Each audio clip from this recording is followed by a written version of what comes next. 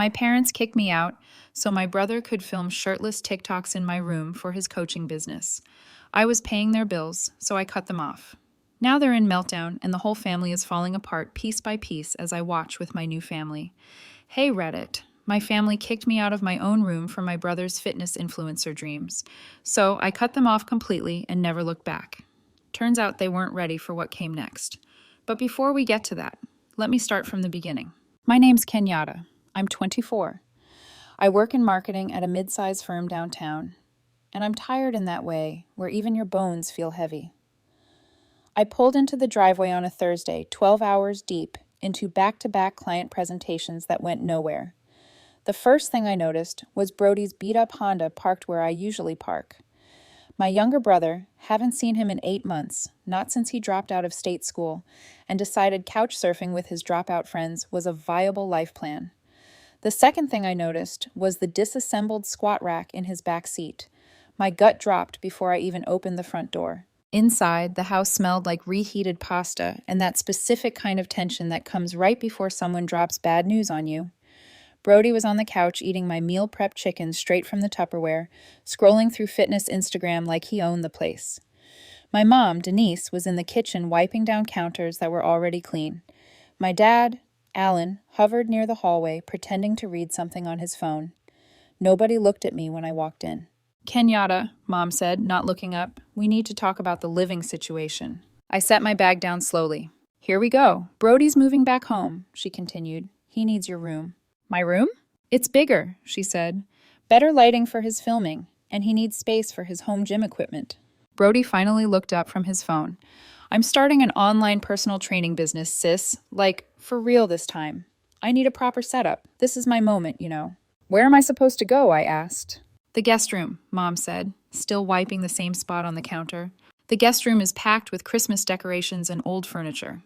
We'll move those to the garage. It'll be fine. It's half the size and faces the street. You're barely home anyway, Mom said, always at that office. When does this need to happen? This weekend, she said. Sunday's good. 3 days. They were giving me 3 days. Brody finally looked up from his phone. Thanks for understanding, sis. This setup is going to be sick. I'm finally going to make this work. I stared at him. He had 127 followers on Instagram. His account was called @BrodyFitChTransform. In the last 6 months, he'd posted 39 shirtless mirror selfies and maybe a dozen workout videos that got 15 likes each, mostly from people we went to high school with. He'd earned exactly 0.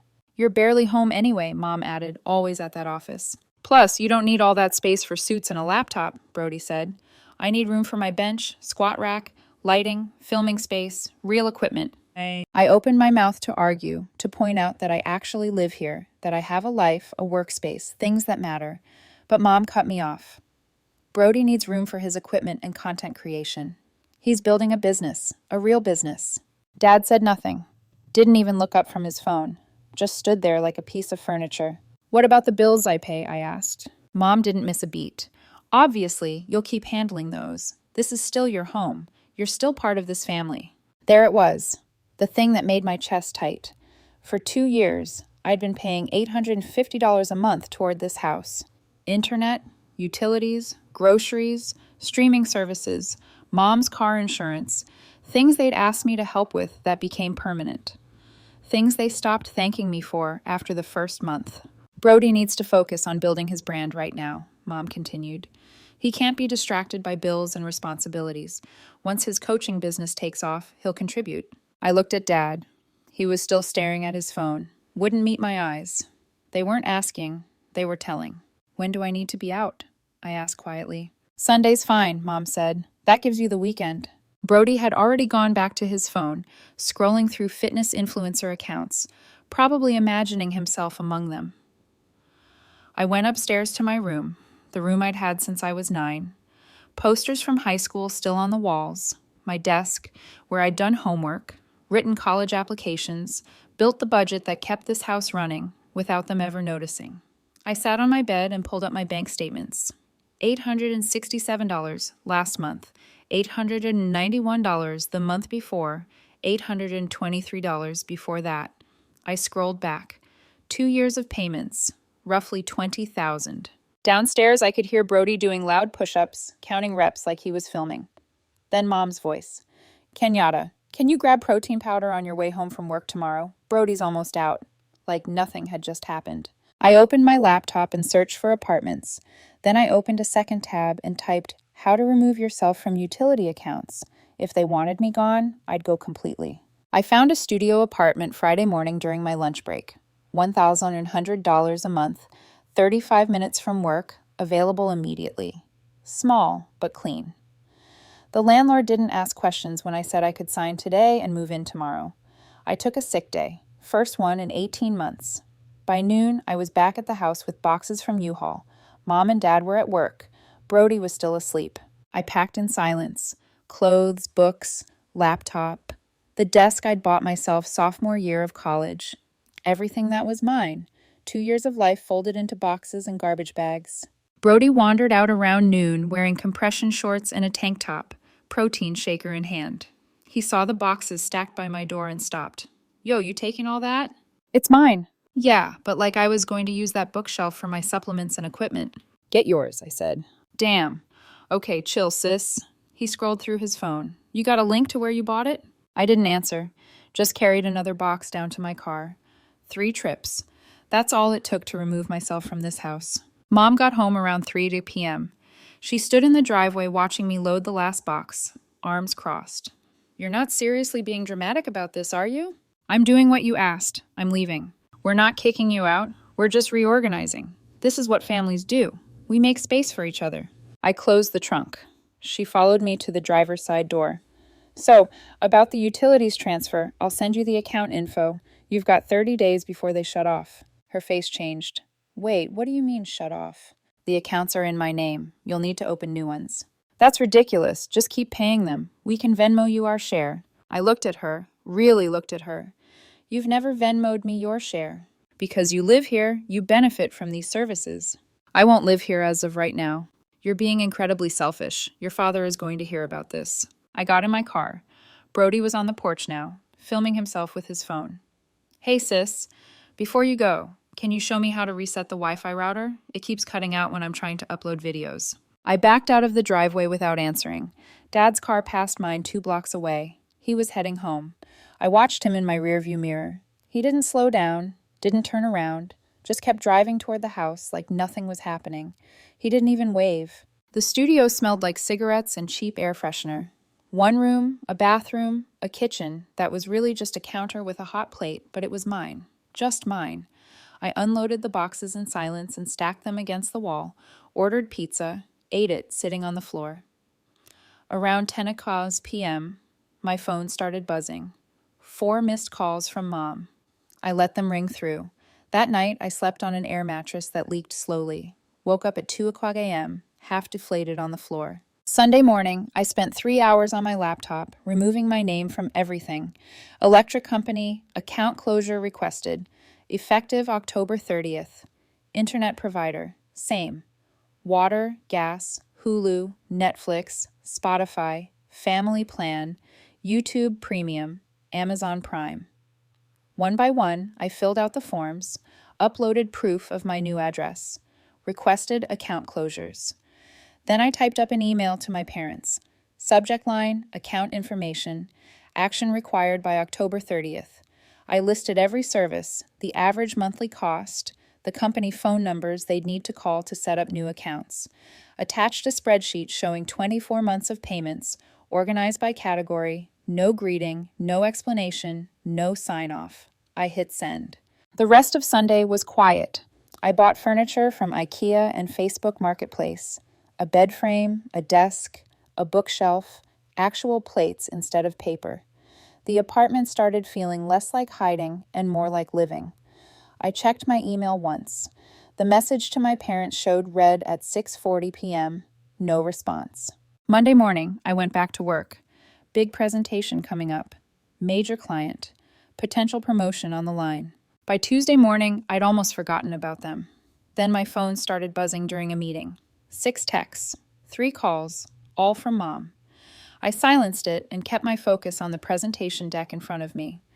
The last text preview lit up my screen. The internet isn't working. Brody has a client consultation call in an hour. Call me now. I flipped my phone face down. Brody didn't have clients. After the meeting, I listened to the voicemails. Mom's voice progressively more frantic across 6 messages. The Wi-Fi isn't connecting. Did you forget to pay the bill? Kenyatta, this isn't funny. Brody can't film content without internet. He has a posting schedule. Your father tried calling them, and they said the account is closed. What did you do? Brody missed a consultation call because of you. Do you know how unprofessional that makes him look? You are being incredibly immature. Call me back right now. Brody had texted too. Dude, no internet. I have sponsors reaching out and I can't even check my DMs. This is sabotage, sis. I deleted everything. Brody didn't have sponsors either. Wednesday afternoon, Aunt Linda called. Denise's sister. We talked maybe twice a year. Your mother is very upset. What's going on? I moved out. I closed accounts in my name. That's it. She said you abandoned them without warning and left them with no internet or power. I gave them 30 days notice and all the account information they needed. Brody is trying to start a business. Do you know how hard it is for young people right now?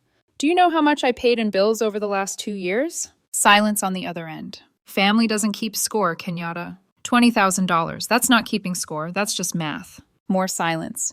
If Brody wants to be a business owner, he should learn how to pay bills. She didn't call back. Thursday morning, my boss pulled me aside after the client presentation. We'd landed it. $340,000 annual contract. We're promoting you to senior account manager. 18% raise. Starts next month. First, genuinely good news.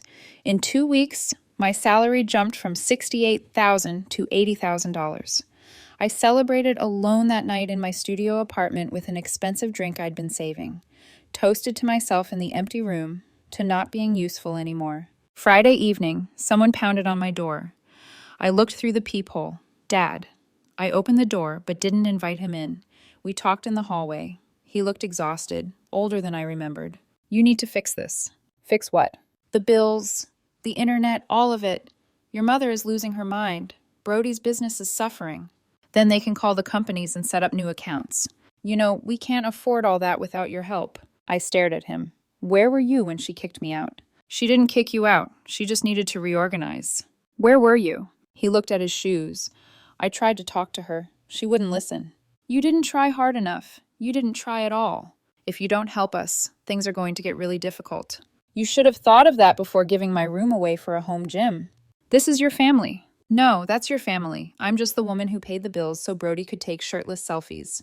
He's trying to build something.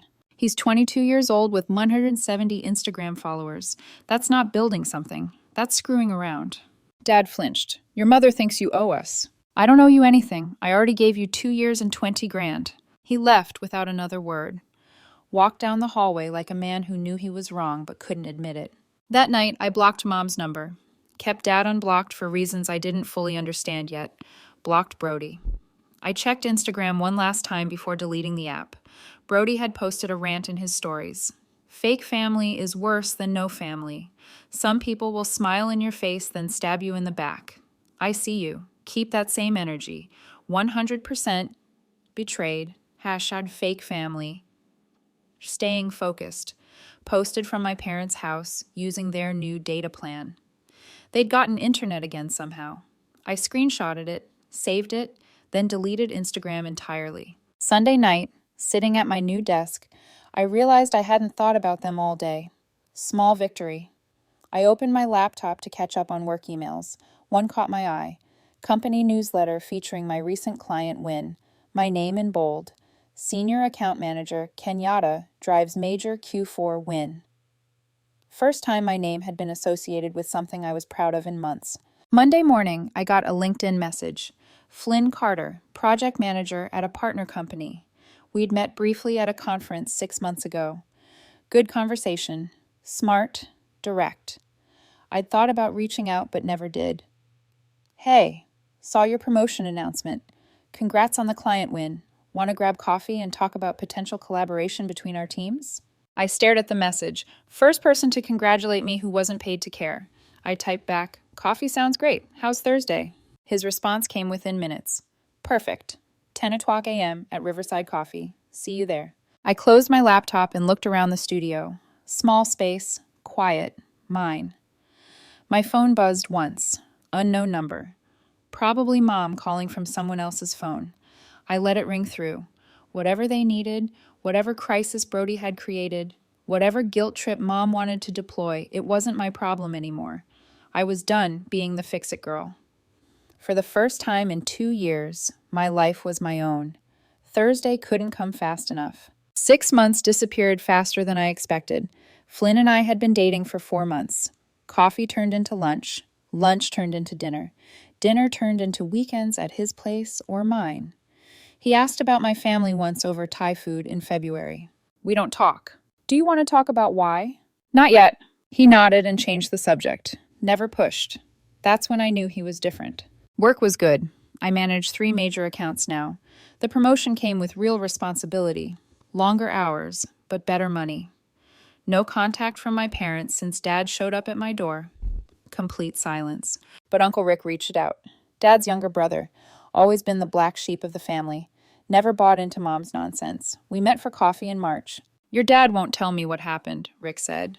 But Denise is telling everyone at family events that you stole money and abandoned Brody when he needed support. I pulled out my phone and forwarded him something I'd prepared months ago. 28 pages.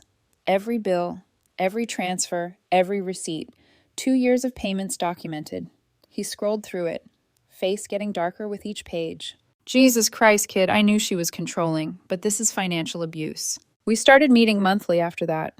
Sometimes his daughter Morgan joined us. She was my age, graphic designer. Had always hated how Denise treated me. I told my mom years ago that your family was weird, Morgan said one afternoon. The way they talked about you versus Brody, like you were the help to them. I got updates on Brody. His fitness coaching career was dead. 183 followers, 0 clients. He'd tried selling training programs and running challenges. Nobody bought in.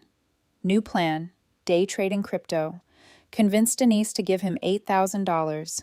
Lost it all in 6 weeks. Current plan, NFT fitness programs, whatever the hell that meant. Still living at home, still unemployed. Still posting shirtless selfies. Recent post, according to Morgan. They laugh at visionaries until the vision becomes reality. 11 likes. April hit like a freight train. Rick called me at work on a Tuesday, voice serious. Your dad had a heart attack. He's at County General. Everything went cold. Is he okay? Stable. Minor one, but a warning. Stress-related, the doc said. But you should know. I hung up and sat in my car for 20 minutes. Flynn texted, "Lunch?" My dad had a heart attack. His response was immediate. "I'm coming to you." He showed up 15 minutes later with sandwiches, sat with me in silence until I was ready to talk. Do you want to go see him?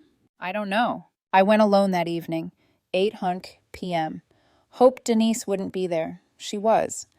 Dad was in the bed, hooked to monitors, looking older than his 52 years. Denise saw me walk in. Her face cycled through shock, anger, relief, then entitlement. Finally, you're here. We need to talk about... I'm not here for you. I walked past her to Dad's bed. He was awake, groggy from medication, saw me, and started crying immediately. How are you feeling? I'm sorry. For what? All of it. I should have. I didn't. His voice cracked. Couldn't finish. Denise interrupted. Kenyatta, your father needs rest. But since you're here, we need to discuss the medical bills. Insurance won't cover everything. And... I turned to her slowly. Get out. Excuse me? I came to see him, not you. Get out or I leave. How dare you? I walked toward the door. Denise, please. Alan's voice was weak but firm. She didn't leave. Instead, she launched into a tirade right there in the hospital room. She launched into the usual script. I'd abandoned them. I'd sabotaged Brody's business. I owed them for raising me. Brody didn't have a business, I said. He had an Instagram account and a bench press. We gave you everything. I gave you $20,000. We're even. A nurse entered. Ma'am, you need to keep your voice down or I'll have to ask you to leave. This is my family. I'll speak however. I walked out. Dad watched me go, tears running down his face, said nothing. Didn't defend me, didn't tell Mom to stop, just laid there. I sat in my car in this parking lot, hands shaking. Texted Flynn. I shouldn't have come. Do you want me to come get you? No, I'm okay. I'll be home soon. I love you. First time either of us said it. I stared at the text, vision blurring. Typed back. I love you too. That night, Flynn held me while I stared at the ceiling. He didn't say anything. She went off on me, and he just laid there. I know. Why wasn't I enough? You were always enough. They just couldn't see it. Alan texted 3 days later from a new number. Thank you for coming. I'm sorry about your mother. I'm sorry for everything. I didn't respond for a week. Then, focus on recovering. Can we talk sometime? Just us. I'm not ready. I understand. I'll wait. 1 year after leaving, my life looked nothing like it had before. I'd been promoted again. Account director now. $87,000 salary, managing a team of 4. Moved to a better apartment in May. 1 bedroom with a balcony and an actual kitchen. Flynn basically lived there. His toothbrush in the bathroom, his clothes in half the closet, his coffee mug on the counter every morning. We'd been together 10 months. He'd met Rick and Morgan, my coworkers, my college friends. He hadn't met my parents. Didn't ask. Didn't need to. We got engaged over Christmas. Simple proposal at his parents' place. No big production, just Flynn, me, and a ring he'd been saving for. I said yes before he even finished asking. We set the wedding date for June. Small ceremony. Close friends and family only. Flynn posted a photo of the ring on Instagram a few days later.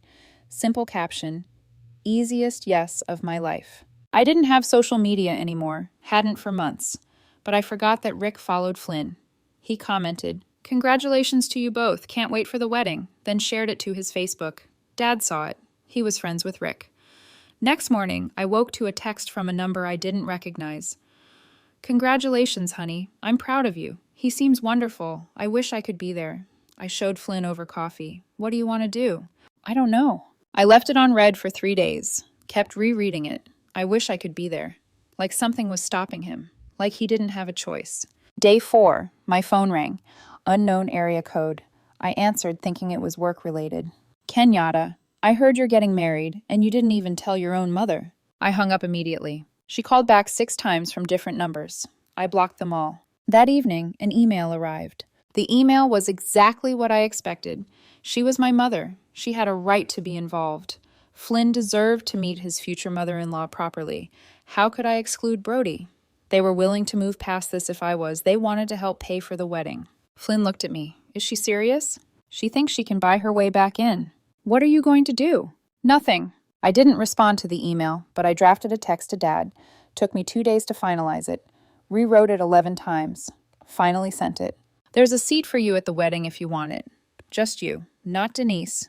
Not Brody. Your choice. Wedding is June 21st. RSVP by May 15th. He read it at 11:44 p.m. Read receipt showed immediately. No response. Days passed, then weeks. Flynn asked once in early April, "Any word from your dad?"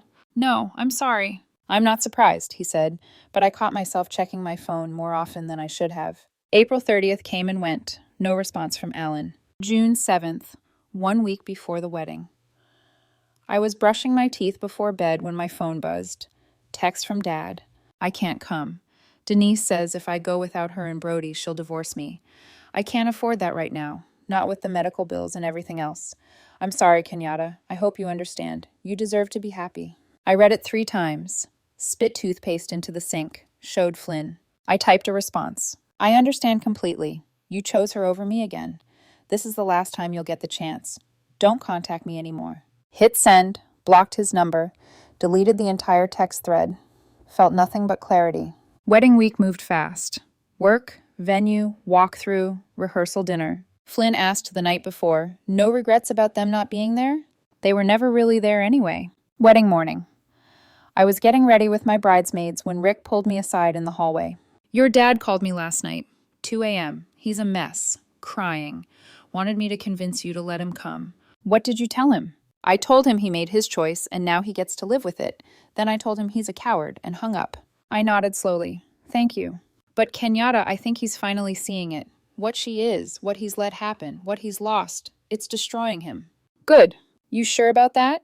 "He had 1,000 chances to choose me. He chose her every single time. He doesn't get to be destroyed now and expect my sympathy." Rick squeezed my shoulder. "Fair enough. Let's get you married." The ceremony started at 4:12 p.m. 2 empty seats in the front row on the bride's side. I left them there on purpose. Wanted the absence visible. We honeymooned in Colorado. 5 days of hiking and small-town breweries.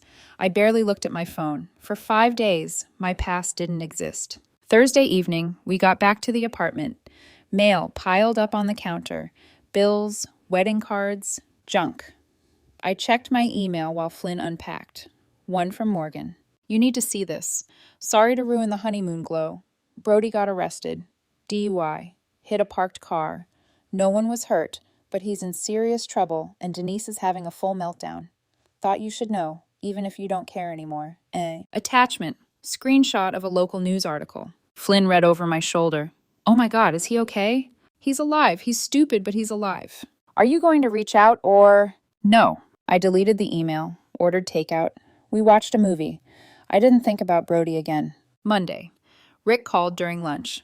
Your dad's been calling me. Won't stop. Asking for your number. I told him I'd ask you first. Why does he want it now? Brody's bail is $15,000. Denise has been calling everyone in the family begging for money. I said no. Morgan said no. Even Aunt Linda said no. She's demanding Alan liquidate his retirement account to bail Brody out. And? He said no. Long pause. He said no. Told her Brody needs to face real consequences for once. She threatened divorce. He didn't back down. Good for him. Doesn't change anything. Kenyatta, I think your dad's finally breaking. He asked if there were photos from the wedding. What did you tell him? That it was beautiful, that Flynn looked handsome, that you looked happy, and that he missed it because he's a coward who chose wrong. He's not asking for my number to get money, is he? No, I think he just wants to talk. He sounded broken. I'm not ready to care about that yet. Fair, just wanted you to know. 3 months passed. Through Rick, I heard the updates. Brody pleaded guilty. Lost his license for 2 years. 200 hours of community service, 18 months probation, $7,500 in fines. Denise took out a personal loan at 19% interest to pay his fines, $12,000. But she didn't stop there. Bought him a used car for $8,500 because he needed reliable transportation for job hunting. Brody still had no job. Hadn't had one in 3 years. October. Alan came home from work to find a letter from the bank.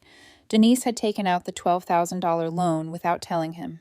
Joint account. Both their names. He also found the receipt for the car purchase. According to Rick, who heard from Diane, who heard from a neighbor, the fight was nuclear. Alan confronted her at the kitchen table.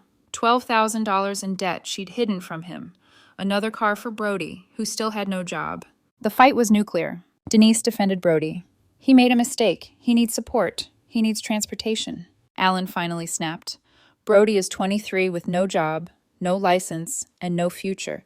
Meanwhile, Kenyatta has a degree, a career, a marriage. Kenyatta abandoned us, Denise screamed. No, he said. We abandoned her, and I'm done pretending we didn't. Then get out. Alan packed a bag that night. Motel for a week, then a month-to-month rental. Filed for divorce 3 weeks later. Rick told me over coffee. Okay, I said. That's it? What do you want me to say? That you're happy they're miserable? I'm not. I'm just numb to it. He's asking about you a lot. Good for him. But I felt something, a small crack in the wall I'd built. Thanksgiving week. Flynn and I hosted Rick, Diane, Morgan, Flynn's parents, a couple of work friends. 10 people crammed around a table meant for 6. Chaotic, warm, real. I was carving the turkey when my phone buzzed. Flynn checked it. Unknown number, he said. He read it aloud. It's from your dad, using Rick's old phone. Says, "This is Alan. I know you blocked me. I just wanted to say I'm thankful you exist. Even if you don't want me in your life anymore, I'm sorry for all of it. I'm in therapy now, trying to be better, even though it's too late. I hope you're happy. You deserve to be. Dad." I set down the carving knife. You okay? Flynn asked. Yeah, I'm good. I didn't respond, but I didn't delete it either. 6 months later, I was 12 weeks pregnant. We closed on a house in May. 3-bedroom, 2-bath, small yard. Needed cosmetic work, but solid bones. $340,000. Our names on the deed, nobody else's. I'd been promoted to senior director of accounts, $115,000 salary, leading a department. Life was objectively, undeniably good. I thought about Alan sometimes. Not often, but sometimes. The Thanksgiving text was still in my phone. Hadn't responded. Hadn't deleted it. Alan didn't text often from Rick's phone. Every few months, a message appeared. Saw your company got that healthcare contract. Congratulations. Happy birthday, Kenyatta. Rick mentioned you're buying a house. That's wonderful. Really proud of you. I never responded, but I read every one. March. Rick told me over lunch the divorce was final. Alan got destroyed. Denise got the house, 60% of savings, her car. Alan's paying off half of Denise's loan for Brody. Joint debt. He's living in a one-bedroom apartment, working overtime. Won't be financially recovered for 8 years. He's 53. Is Brody still living with her? Where else would he go? He can't even get a job at Target. April. A letter arrived at our new house. Handwritten envelope. No return address, but I recognized the handwriting immediately. Flynn found it. There's a letter here from your dad. I stared at it for 20 minutes before opening it. 3 pages. Alan's scratchy handwriting. He admitted everything. That he chose comfort over protecting me. That he enabled Brody and let Denise hurt me because he was too weak to stand up to her. That he's in therapy twice a week trying to fix himself, even though it's too late. Rick had shown him wedding photos. He saw me happy without him. The letter ended. I'm alone now anyway, and I deserve it. If you ever want to talk, even just once, I'm here. I'm so sorry, Kenyatta, for all of it. I read it twice, set it on the kitchen counter, didn't throw it away, didn't respond, just left it there. That night, Flynn asked, "What are you going to do?" I don't know. Do you want to see him? Part of me does. Part of me thinks it's way too late. It is too late for what you needed then, Flynn said softly. But maybe it's not too late for something different now. Like what? I don't know, but you get to decide. Not him, not me, you. 3 weeks later, I texted Rick. If my dad asks for my number again, you can give it to him. 2 days later, a text from a new number. It's Alan. Rick said, "You're okay with me having this? Thank you. That means more than you know. If you ever want to get coffee, I'm around. No pressure, no expectations." I waited 5 days. Then, Saturday, 10 a.m. Riverside Coffee on 5th Street. 1 hour. That's it. I'll be there, thank you. I got there 15 minutes early. Corner table, escape route visible. Alan walked in at 9:58 a.m. Older, thinner, grayer, tired.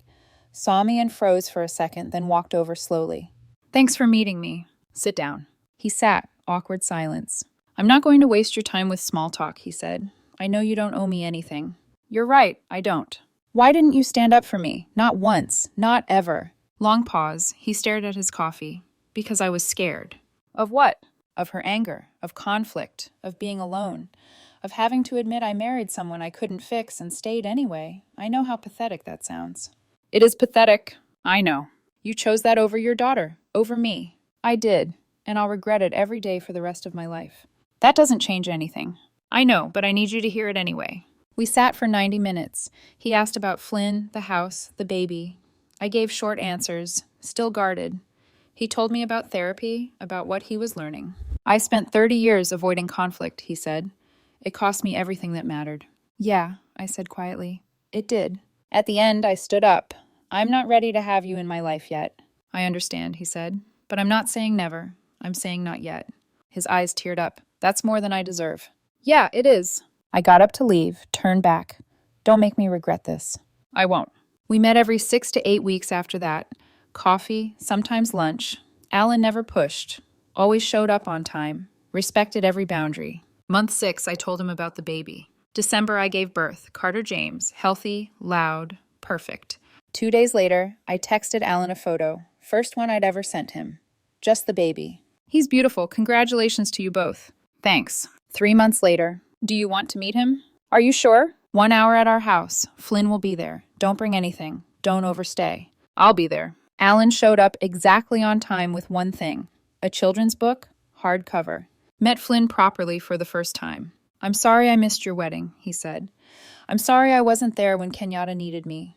I don't expect forgiveness, but I'm grateful you're letting me be here now. Flynn, direct as always. Yeah, me too, but you're here now, so don't mess it up. Alan almost laughed. Yes, sir. He held Carter for 8 minutes. Tears the whole time. Over the next year, Alan became a peripheral presence. Not close, but there. Visits every 2 to 3 months. Birthday cards for Carter. Never asked about Denise or Brody. One day I caught myself thinking, he's trying. Actually trying. That mattered. Not enough to erase the past, but enough to build something small in the present. 2 years after the wedding, karma caught up. Denise lost the house. Couldn't afford the mortgage. Too much debt. Sold at a loss during a down market. Moved to a 2-bedroom apartment near the highway. Worked 2 part-time jobs at 56, retail and gym reception. Brody still lived with her. 25 years old. No job, no license, no prospects. His Instagram was private now. @BrodyUnfiltered. 193 followers. Denise posted Facebook rants about loyalty and family values. No one engaged. Aunt Linda unfriended her. Most of the family muted or blocked her. She told anyone who'd listen, "My daughter won't even talk to me and I don't know why." Rick finally told her at a family funeral, "Yes, you do, Denise. You just won't admit it." She blocked him. August. A letter from Denise arrived at our house. 3 pages of half apologies and victim mentality. She didn't know what she'd done wrong. She'd sacrificed everything for Brody. Dad had abandoned them. She'd always loved me. Ended by asking me to help Brody find a job. Still asking for something. I threw it away immediately. 5 years after leaving, I was 29. Owned a house worth $390,000. Married 4 years. Son Carter was almost 3. Daughter due in 3 months. 3. Alan was Grandpa Alan now. Visited once a month. We had dinner every 6 weeks. Not perfect still, but honest. Rick and Morgan were regulars at family dinners and birthdays. Denise still worked 2 jobs, barely making rent. Brody still lived with her at 27. Still the same as he'd been at 22. Unemployed, unmotivated, unbothered. Got fired from a warehouse temp job after 3 weeks. She posted on Facebook about being betrayed. Talked about me at work. No one wanted to hear it anymore. Sunday afternoon, late summer, Carter's 3rd birthday party in our backyard. 15 people, Batman theme, small bounce house. Alan was teaching Carter to kick a soccer ball. Wearing a world's okayest grandpa shirt, Morgan got him as a joke. I closed my eyes and felt something I hadn't felt in years. Peace. Flynn wrapped an arm around me. "You okay?" "Yeah," I said, smiling. "I finally am." That evening, after everyone left and Carter was asleep, I stood in the kitchen, surrounded by paper plates, balloons, and the faint smell of frosting. The house was quiet except for Flynn humming softly while loading the dishwasher. I looked out the window at the yard, Carter's little soccer ball, still rolling lazily in the wind, and thought about how far I'd come. There was a time I thought peace like this was impossible. That family meant endless exhaustion, one-sided loyalty, and silent resentment. But tonight, the air felt different. Warm, safe, whole. Flynn turned and caught me staring. "What's going on in that head of yours?" "Just thinking," I said. "About what?" "How I used to think I needed their approval to have a family. Turns out I just needed to build my own." He smiled, came over, and kissed my forehead. "You did more than build it. You rebuilt everything they tried to tear down."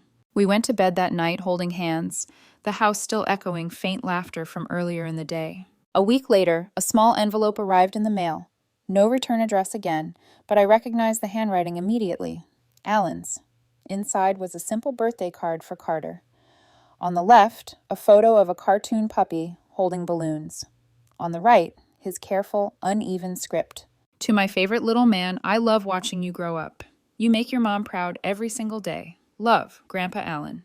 No extra words, no apologies, just that. I tucked the card into a small wooden box under Carter's bed, where I kept the ultrasound photos, hospital bracelets, and tiny socks from his first days. A box of beginnings. When I stood up, Flynn was in the doorway. "You okay?" "Yeah," I said. "It's weird how something so small can mean so much." He nodded. "He's trying, Kenyatta, in his own way." "I know. I didn't forgive everything. Maybe I never would. But forgiveness didn't mean pretending the pain hadn't happened. It meant it no longer controlled me." Fall came early that year. Leaves painted the streets gold and rust. Flynn and I spent weekends setting up the nursery, laughing over color swatches and tiny baby clothes. Alan came by once to help assemble the crib. He worked quietly, careful with every piece, as if afraid to do something wrong. When it was done, he stepped back and smiled. "Looks good," he said. "Yeah," I replied. He hesitated at the door before leaving. "Thank you for letting me be part of this, even a little. You earned that, Dad, by showing up." He nodded, eyes glassy, and left. 3 months later, our daughter was born, Amara Faith Carter, 7 pounds, 6 ounces, healthy, loud, beautiful. The first time Alan met her, he cried before even holding her. She looks like you did when you were a baby, he whispered. Flynn smiled. That's a good thing, right? Alan chuckled through tears. It's the best thing. Life settled into something steady after that.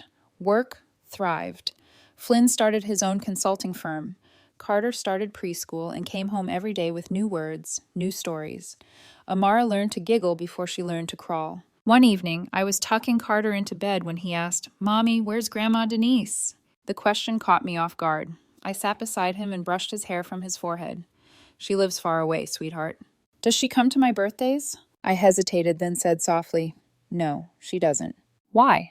Because sometimes grown-ups make choices that hurt people, and they don't always say sorry.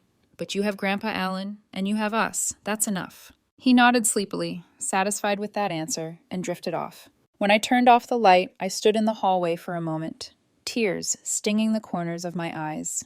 Not from sadness, but from relief. Relief that the cycle stopped with me. That night, after the kids were asleep, Flynn and I sat on the couch with a glass of wine each.